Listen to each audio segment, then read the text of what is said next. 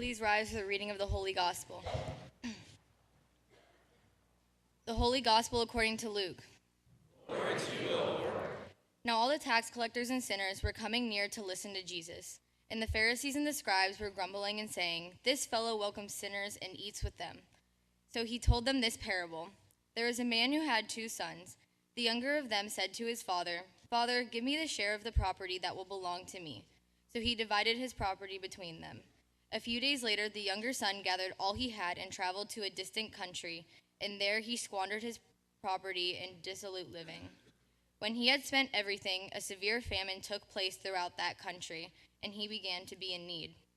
So he went and hired himself out to one of the citizens of that country, who sent him to his fields to feed the pigs. He would gladly have filled himself with the pods that the pigs were eating, and no one gave him anything. But when he came to himself, he said, "How many of my father's hired hands have bread enough and to spare? But here I am dying of hunger.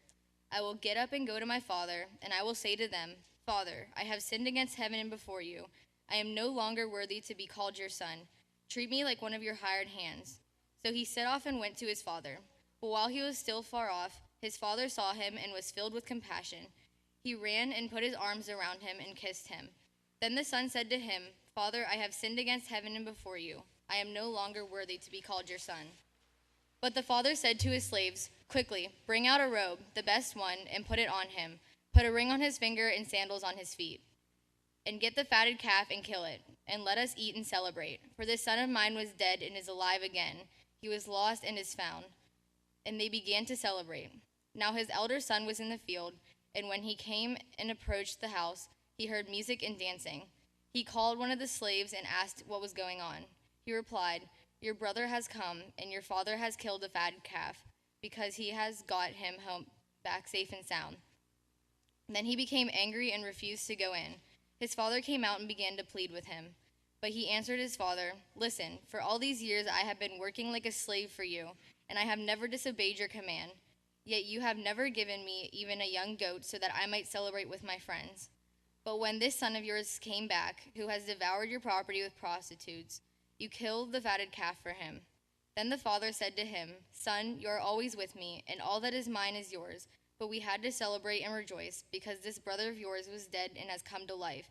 He was lost and has been found.'" The Gospel of the Lord. Praise to you, O Christ. I invite you to be seated, and I invite our children up for the children's message. You may be seated.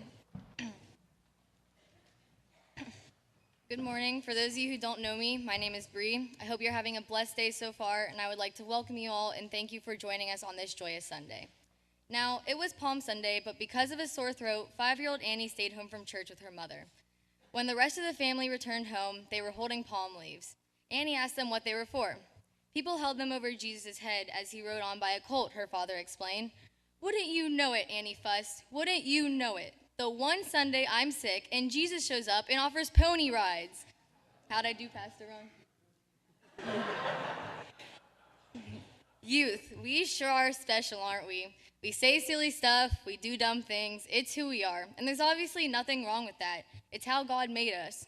Now, in the gospel for today, Jesus relays a message of forgiveness through the parable of the prodigal and his brother. In this parable, the younger brother takes his inheritance and goes off to live on his own. Being alone for the first time at a young age, the brother ends up making some mistakes. It's inevitable. Feeling unworthy because of his sins, he goes to his father, expecting him to be disappointed and let down. Instead, as soon as his father sees him, the younger brother is greeted warmly, and his father celebrates his return, chanting, "For this son of mine was dead and is alive again. He was lost and is found." Even when he thought he had done so wrong that he felt unworthy of his father's love, his father still forgave him in a heartbeat without even thinking about it. He didn't dwell on his son's mistakes. He showed his son the same love he had always shown him, even despite those sins. He was just so happy that his son made it home safe that he had his slaves feast on fetch the best robe, a ring and sandals, and they feasted on his fattened calf. Basically treated him like a king, all for a celebration because he was just so glad that his son was back home with him, safe and sound. And that's really all that mattered. This ties in perfectly with our second reading today from 1 Timothy, which, in case you didn't notice, includes our new official Use on 5 Bible verse. In this verse, we are told to let no one despise your youth, but set the believers an example in speech and conduct, in love, in faith, in purity. Sometimes we all get so caught up in growing up and being grown up that we tend to forget what it was like to be a kid or a teen. I mean, us youth today feel a lot of pressure. Not only are there the pressures of school, which for me personally have been pretty rough lately, with quarter exams and projects and books and after-school activities and commitments, all in addition to having to write this sermon. But we also especially feel a somewhat invisible, indirect pressure from the adults in our lives. What I mean by this is that a lot of us, if not all of us, are afraid to let those adults down, whether it be our parents or teachers or coaches or someone else. We often feel this pressure that we put on ourselves to do everything right and to not screw up, or else we worry that our mistakes will get us in trouble or, more importantly, let those people down. It is a fact that our brains are still developing and that as a result of this, it is almost inevitable that we will forget something or make a mistake every once in a while. We're still learning and growing. It's a part of life. Sometimes we might tend to lose sight of the fact that youth are the ones that are the most in need of forgiveness. We do tend to make the most mistakes, and while we do learn from the mistakes and grow from them too, we also need that forgiveness to support us and remind us that it's okay.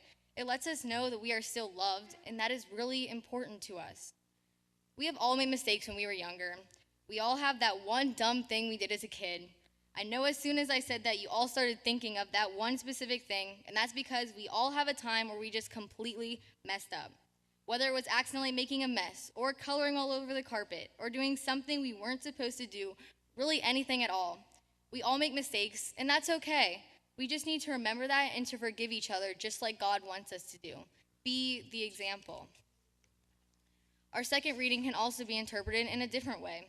It can be viewed as encouragement. We are being told to not let other people underestimate us.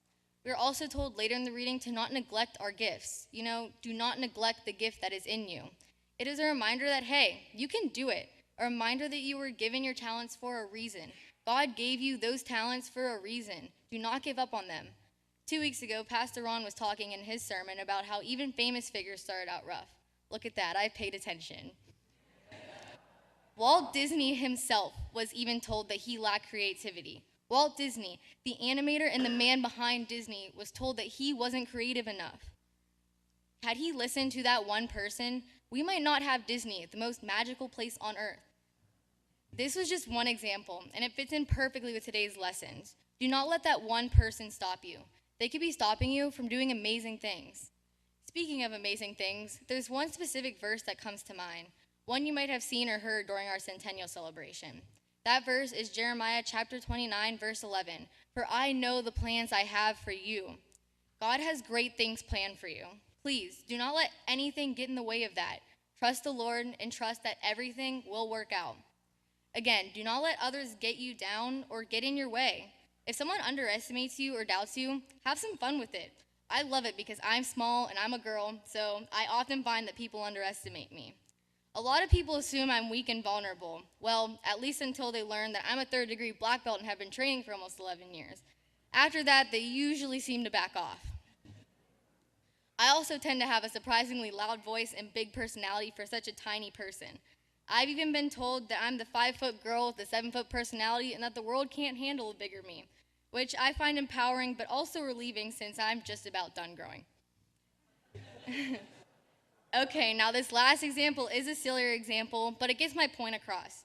I really like to have fun when people underestimate my eating abilities, something I get doubted for the most.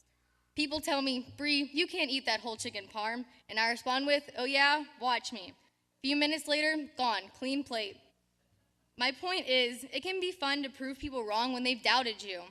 Don't be afraid to say, oh yeah, watch me. Just remember that no matter how many people underestimate you, God is always rooting for you.